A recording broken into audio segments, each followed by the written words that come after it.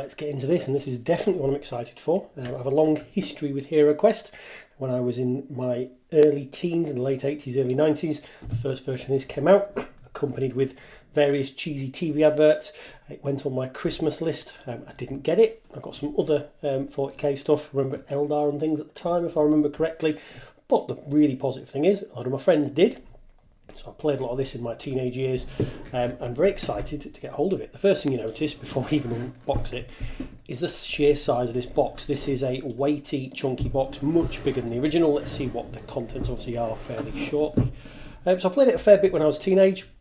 The board looks exactly the same. You can see already there's differences in the figures and the bits of scenery. But I played this again recently, 5 or 6 years ago. I was never one that hunted down an old box to play or paint myself, but I game with a group of mates, and about 5 years ago, one of them who is big into his classic games and into those kind of things, he picked himself up an old version and we played through the entire campaign. So although I haven't had it myself recently, about 5 years ago I played every single mission that was available. Didn't slice enough of the plastic off there. Played every single mission that was available and really kind of got back into it and thoroughly enjoyed it. So when late last year or early last year, 2021, the Kickstarter came on board for this, I definitely got interested. Now I didn't Kickstarter it because I wanted to wait until my local gaming store got hold of it, because I knew they would, and I'd rather put the money into my local gaming store. And in the case of this, I'm not interested in the expansions. That is something that I'll do for most game systems, but I just wanted this core box because fond memories of playing this as a teenage lad. I have a teenage lad. Obviously it might be a game that I can play with my daughter, my wife as well. Maybe we might actually get some multiplayer games in. That might be just being a bit hopeful though, although they do play Talisman and things like that with us. So here's hoping for this one. So let's set the box off and see what we've got. So some very nice cover art. Oh, is it cover art or is it a divider? Oh, it's a secondary box. That's very exciting. As you can tell, I've not actually watched any unboxing videos of anyone else doing this, so this is a nice surprise for me. So actually very nice sort of secondary tray. Some nice artwork. I like that. That is a really clever little design. One of the issues when you buy a big gaming box for most things nowadays is everything rattles around inside and can get damaged, but this looks like it's been cut to size. There's a nice cardboard, if I turn it upside down it'll all fall out, but there's like a cardboard square underneath keeping it together. So the first thing we get is all the doorways. I think that's a great idea. So rather than rattling around inside the set, you've got them all laid out. So here's the doorways. Very, very different, I think on this side, to what we had in the original game, because they were pushed together semi-plastic, semi-cardboard. They're very nice indeed. And I'm assuming they're all going to be identical. Now one of them's been slightly buckled by being put away in the box wrong. How that's happened, I don't suppose it really matters, because dungeony. I think we do have fairly identical doorways. Yeah, the doorways look to be identical on the three that we've seen, but that's fine. I suppose it's how you paint it up, and the colours we use will make a difference on that one. But that's very nice. Lots and lots of doorways. And we have here scenery, so bookcases. Oh, these are so much nicer than from the original set. Some nice detailing in there. You can try and see that. I can put some separate shots on if it's not coming up very clear. But we have one type of bookcase. We have another sort of shield shaped upside down cupboard. Again, very nice. I am liking how these are. They're quite nice and weighty pieces of plastic as well. They are not light pieces of plastic. We have chests. Few of these, again, very nice little kind of dragon detail on the faces there. I'm going to try and get some better light onto this, although it's going to then reflect on the plastic, but we'll see. So again, very nice little pieces. Fireplace, excellent. This is going to be some sort of altar. And it comes apart, excellent. So that. Rats, loving that. We'll try and get these out without damaging them. Might not be the easiest to think. That's not coming out. I don't want to damage anything. I will do videos obviously painting all this up at some point, so I'll do a closer view when we do that. Nice little throne, sort of chair. What looks like a torture rack. End of the video, I'll dig all this out, sort of pause it, and I'll do a quick flick through all the pieces. But that's very nice. I really like how it's been laid out. We have your character sheet. That's actually different to the original. Seems like a more pared down version. The original version, you got like a picture and a character descriptions and stuff. I do have some originals knocking around somewhere from we played a few years ago, so I might try and dig those out. All the cards. Dig into these. Ooh, nice artwork on the back there. So we have artifacts, equipment. I'm assuming it's going to work in the same way. We've got to search the room and that kind of thing, so we'll see. Gems, gold, hazards, so you can get pit spikes and traps and hidden arrows shooting from the wall, those kind of things, jewels, healing potions. There's wandering monsters. These seem very, very similar to what the original was. Now, I have been told that the rules are very, very similar to the original version, which I think is fantastic. I think originally when it was launched, everyone was sort of worrying that the rules might change dramatically, but they didn't, which is great because you want to keep it fairly similar. I imagine most of the people that have bought this or be interested, especially in the initial release, will be people that remember it from back in the day or have fond memories in that way. Longsword. Please tell me there's a broadsword in here. There has to be. If you've watched the advert, you'll know exactly what I mean. It was a famous part of the advert where he shouts, broadsword, or something like those lines. I don't think there is. Oh, that's devastating. There might be. We'll find out somewhere else. So now obviously we have the enemy cards. Dread Warrior, Abomination now. That's a new character. That's going to be a new figure. Gargoyle, Goblins, Mummies, Orcs, Skeletons, Zombies, Barbarian, Dwarf, Elf, Wizard. Excellent. And it gives you some stats about how you do it. Fab. So we'll move on to the next level. I'm really impressed with those boxes laid out, actually. Of all the things, that's particularly impressed me. So I imagine this is going to be another layer. It's like opening a box of chocolates. You've got layer upon layer upon layer, and there seems to be something solid at the bottom as well. So this, I imagine, is going to be the characters. It is. Ooh, very nice. And all the dice. This looks to me like the defense and attack system is going to work the same because they're the similar sort of symbology on those dice as there is before. So let's have a look at a few of these characters then. We have the Barbarian. Look at him. I think what we'll do is we'll skip through the figures, we'll shrink down and we'll try and get a closer view on these models because I think it's going to be spoilt by this sort of direction. So let's pause, zoom the camera in, take a closer look on these. But first of all, we'll look at the board. The board we're going to need a wider camera angle for. So if it's like it used to be, it's going to be folded out into 4 pieces. It is. Very nice. Now that looks identical to the original game board, which is fantastic. And I really like the simplicity, knocking the camera, the simplicity of how these game boards work, because you can run all your scenarios by literally moving the corridors and the doors get put into different places and the room equipment gets put in different places, and I think it's fantastic. It's a decent quality game board by the feeling of it. Very, very similar to the original game board, if not identical, because obviously I've not got an original with me to compare. I should have probably... We'll try and have a look at some point. And then you've got your DM screen. So for those of you that don't know HeroQuest, or I imagine you've clicked on this because you just want to see it unboxed, HeroQuest is more of a cooperative game. So you have someone that's doing the GMing or the games mastering, who hides his sheets or her sheets behind the DM screen. So you sit at the end of the table with this and you get some information on here about what the heroes can do, movement and actions. So similar. How the monsters move, what the monsters' actions are, how far they move, how many attack dice they roll. So really, really good. Very, very simple game. And it just shows you don't need a super complicated game to have fun. So that is a tiny rule book. So here's your quest book. Now, which tells you rules. We'll zoom in and we'll do a closer look at this fairly shortly. Oh, so exciting. All very, very, again, similar and evocative to what went on before. So we'll put that to one side. We'll have a look at these last 2 pieces and then probably zoom in unless there's something under here. So these are pop-out counters. Again, nice little sheet. And there's the rule book. So not one of these gigantic rule books like you find a lot of games have. We're talking 22 pages. And that's including what happens in between quests and things. So let's zoom in close, take a close look at these figures. Okay, so a closer look at the scenery pieces. And one thing I've definitely just learned in taking these out of the plastic they come with, fantastic to store stuff. It will be good at stopping them getting damaged, but not if you paint them. There's a lot of bending and twisting going on when you put these away. So this particular piece here, you can see the sort of whitened plastic there where it's been bent and buckled. So if you intend to paint these, which I'm going to, you're going to have to come up with another storage solution for this set, otherwise they're going to be damaged. So just show a few through here. This little altar piece, again, very nice actually, some nice moulding. It is fairly basic moulding, but quite simple, evocative when you're playing the games. The little kind of what do you call it, burial casket we saw before with a knight on the front of, again quite nice. Just a couple of examples of the bookcases, one with a door on. Alchemist's table, some description. Torture rack, every good dungeon needs a torture rack, so very nice.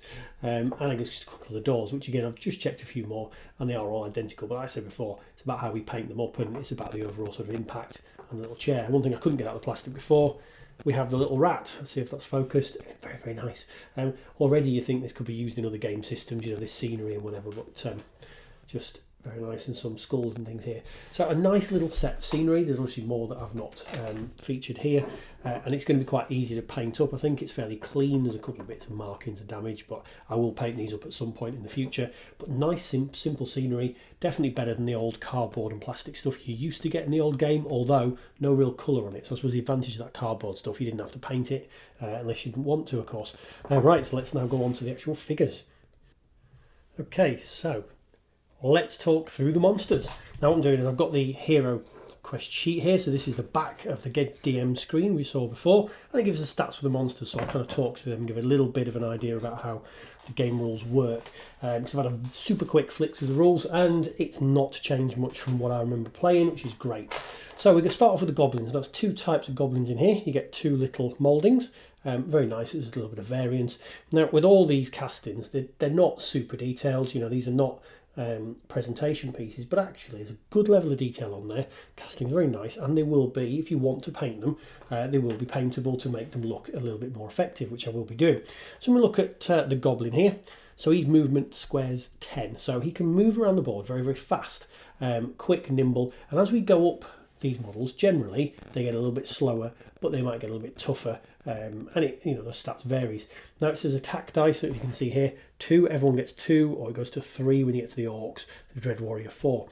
Defend dice, now how that works, roughly speaking, we won't go into how you get to next to attack someone, but basically you've got to be next to somebody, you start your attack. You roll these dice. Now what they're doing this time around is they've got 1 dice for every use. So you see here the number of skulls, there's 3 skulls on every facing, 2 of the good guy shields, 1 of the bad guy shields. So if you're attacking, you roll 2 of these dice. Every little skull you get means you hit your opponent. You roll to defend. So if we were to get 2 hits, monsters roll to defend. If they land on the shield, they've blocked that hit point. 1 hit point would go through. Now the body point bit we see here, which is in this column, the goblins have got 1 body point. So 1 hit would kill a goblin. Shows you kind of how fragile they're going to be. The bigger characters can take more hits, and that's where some of these tokens we saw before on this sheet will come into play. So I'm not going to do a full how we play the game, but just give you an idea about the toughness and things there. Now mind points will be something I would imagine to do with not running away, those kind of things. That slipped my memory as to what they are, but to give you an idea of how these advance. Mind points, goblins get 1, skeletons and zombies get none, and as we go up the stats again, up to the gargoyle here, they get tougher. So we'll quick run through the model. So we have 2 different sculpts of skeletons. Again, just different options, one with a scythe, one with a sword and shield. Again, fairly simplistic sculpts, but pleasant enough. You know, these are relatively nice. Although that's actually a zombie. I've picked up a skeleton. That's a zombie. Started talking. So we've got the skeleton there with the scythe, the zombie here with the sword and shield. So it just separates those out. Then we move to the orcs. 3 styles of orcs. Which is quite pleasant. We have a female orc there, if it's going to focus. One thing you'll notice with a lot of these, a lot of the weaponry is a bit bent. It is made of a fairly soft plastic. Now, you can bend these straight and that'd be fine, but then you'd have to take super care of them to not bend it again, which is why you wouldn't want to probably store it back in the plastic if you were going to paint them. So that's just something to be mindful of, I suppose, for the future. We have another orc there with a big double-handed sort of sword, more like a cleaver, very nice, quite a brutal looking chap. Moulding again, not so great, but you know, effective enough for what the game is. It's not really a game, I suppose, to be painted by everybody, that's a different type of hobby that you might want to do. And then the orc with the axe.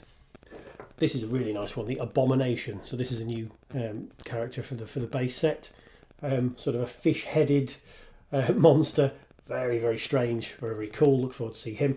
And he seems quite tough. Got 3 attack dice, 3 defend dice, a couple of body points. So he's going to be hit a couple of times. We have the Mummy. Again, classic mummy wrapped in bandages. Lovely. We like that. The Dread Warrior. So heavily armoured, kind of with a dragon motif across his front. Wearing a bit of a cloak. Nice shield there. Again, just quite evocative models, but again, slightly bendy there, so you'd have to be careful about storing it. And the Gargoyle. This was always the big bad, the one to finish off. Again, quite nice there. So a lot slower movement to give you the scope. That was how we progress between. Goblin can move 10, Gargoyle moves 6, even though it's got wings. Most was in a dungeon, they're not going to be so much use. This guy uses 4 attack dice, this one uses 2. He defends with 5. So when we look at the heroes, we'll see, I suppose, what their kind of base stat lines and things are. So very nice set of figures there. Going to be quite nice to paint. You know, not huge amounts of detail. I think what I might do is some sort of speed painting video about how to paint these up. So if you want to, you know, paint yours and you want to kind of follow along, like, subscribe, all that YouTube jazz, and at some point I will be doing it. So we'll carry on and look at the hero figures now. Now, before we go on to the heroes, actually, 2 models that I didn't see. This is just another alternate sculpt of a female orc. Again, quite nice, just with a hand cleaver. And this chap here, I just didn't notice because he wasn't on the list, but he's down as being a dread sorcerer. So I imagine he's going to be in a particular scenario. Again, nice little evil sorcerer looking model there. So we'll see what he does later, I'm sure. So here we have the 4 heroes. We have the barbarian, we have the dwarf, we have the elf, and we have the wizard. So they do have character cards with the same stats on that the bad guys have. The difference being is as you progress through a campaign, or if you're going to do the campaign, as you progress through it, you can increase your statistics. And that's, we looked at the character sheets before, and that's what kind of these pieces are. Slightly more simple than the original character sheets, but what you do is you update these. You name your character to start with. Your attack and defend and your starting points and things there are, as is on this card here, we'll look at. And as you progress through the quest, you could potentially get more attack dice, more defend. You could even get to pick up pieces of armor, and lots of other things we can be doing. We won't go through that because we're not going to talk about the campaign. I may do a video in the future, I suppose, if anyone's interested in how it works. But for example, the barbarian here, if we look at just his stats, whereas say a goblin, talking about goblins again, had 2 attack dice. He starts with 3, 2 defend, so more than that goblin piece. Body points is 8, it's how many hits he can take before he dies, and then 2 of the mind points. Now, the thing you're supposed to bear in mind is, when we talk about the body points, 8 sounds a lot compared to a goblin as well, but remember that when these guys are defending, they're going to get double of the shield, so 2 times more chance of defending themselves. So again, just look at the figures. Very nice barbarian. I don't know if I'm just imagining it, but the sculpt seems slightly nicer. Now you can tell these are cast in multi-pieces and glued together. That's if we look here, that's quite a bad kind of glue slip there from whoever stuck this together. I imagine obviously they're probably given 5 seconds to stick each model together before banging it in the box. Would explain why some of the stuff's a little bit bent or whatever, but nice quality. The dwarf, same thing there. You can see some gaps where it's been glued. So if you were, like I am, modelling obsessive, I would probably want to fill those gaps, do some cleaning up before we painted these. But you can play games with these and they're absolutely perfectly usable. That's fine. So look at the dwarf. Let's look at the elf. Nice sculpt again. Definite size difference. When you look at the burliness of the dwarf compared to the sort of slender elf and the height differences. So that's quite nice that they've gone to that. Sometimes you get games of this ilk. It's just all one size models, which kind of spoils it a little bit. And we have a wizard. He's a human wizard. And they nicely match the character cards, which is quite good. So the actual poses they're in broadly match the character cards. And actually you've got some painting ideas there on the cards of what you could paint them up and do. So again, quite nice. Very good. So we'll put these away and we'll have a quick flick through the rule book and the cards. So I've referred to a couple of rules as we've done this kind of unboxing, but that's mostly been off this GM screen, which means actually that's probably all you need once you've read through the rulebook once and had a look. It is a fairly slim rulebook, and that's, to be honest, what you need for a game system that is designed really, or it always was, for quick pick-up games that you can expand into a campaign, but that anyone in the family can join in, whether it's the kids or adults or whatever. So very nice. It gives you a getting started, what makes the game unique, that's fine. So the role of Zargon, the evil sorcerer, so one of you got to take that, the other players then are the heroes. It says if fewer than 5 people are playing, one person will still play as Zargon, the remaining players can control more than one hero, so that's fine. Note that the quests are more challenging if you're playing with fewer than 4 heroes, so it is a cooperative game. That's one to bear in mind. Now, if you are Zargon, it says here, if necessary, read through the game rules first so you understand how to do it. See below, you must read through the first quest in the quest book. You've got to keep that secret. So, fairly simple rule systems. Tells you there, place the game board, place the character cards, direct the heroes to fill the sheet in. All fairly simple rules. Tells you where you start. Gives you a description of what these cards are. So, treasure, artifact, monster. Gives you a description of what the spell cards are. How to set your board up. It gives you a glimpse into the world of HeroQuest. And you're meant to read this. Listen carefully now to these words from Zargon. And it tells you here, basically, this is what you then read for the GM who's running the game to explain things. As you look down corridors into rooms, I reveal to you many things, including closed doors, pieces of furniture, hideous monsters, block squares, and dangerous traps that you've sprung. I then place these items on the game board for you to see.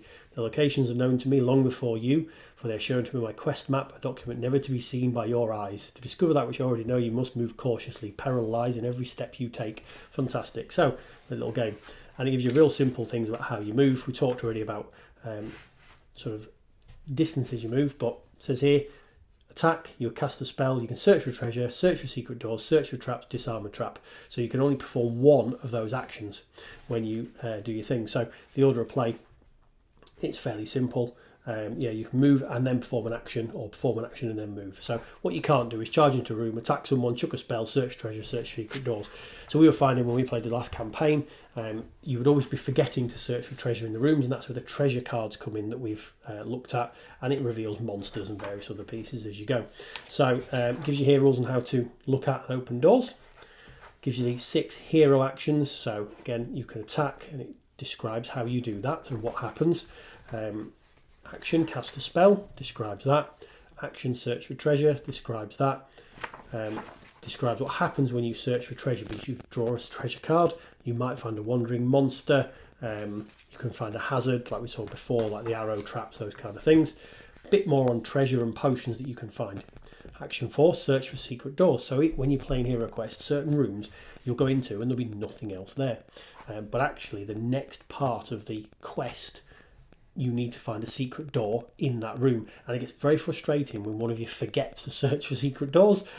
You run around the whole dungeon and think, what have we missed? And you have to start going back in rooms and searching for doors, so quite exciting. Action 5, search for traps. And again, you can do that because there will be trap markers on the GM's map that will show you where a pit trap is, and if you just run across it, it springs and it can hurt you. So if you search for traps before you start running around rooms, that can help you definitely, or even running down corridors and things, so they quite often be down there. You can fall into a pit. Here's how to get out of that. Block traps, spear traps, all the different types of traps, chest and furniture traps, how you can jump over it, and the other option, action 6, is disarm a trap. So it shows you they're very, very simple. So it tells you, here's your 6 actions, here's how to do them if you want to do that. And then it tells you what happens on the evil sorcerer Zargon's turn, gives you their actions. So each monster can perform one of the following 2 actions, so it can move, then do its actions, it can attack or cast a spell. But only certain monsters can do that. So monsters cannot search for treasure, look for doors, move or attack diagonally, pass over heroes, move through walls, open or close doors, and share a square on the game board. So it says their monsters do not spring hidden traps, they don't have to search for them.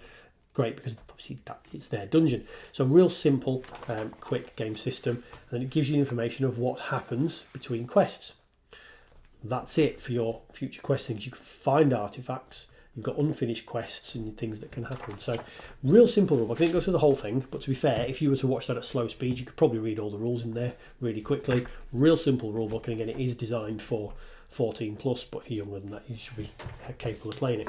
So we have here some of the tokens we've seen before. That's where you enter the dungeon. Probably seen on there. These squares are for when you've lost body points. You want to remember trap tokens, rubble to fall tokens, and the magic spell thing, I imagine, token. Well, a quick look through the quest book, but what I don't want to do is flick through this, because then if you're someone that's not going to be the DM, it'll spoil it for you.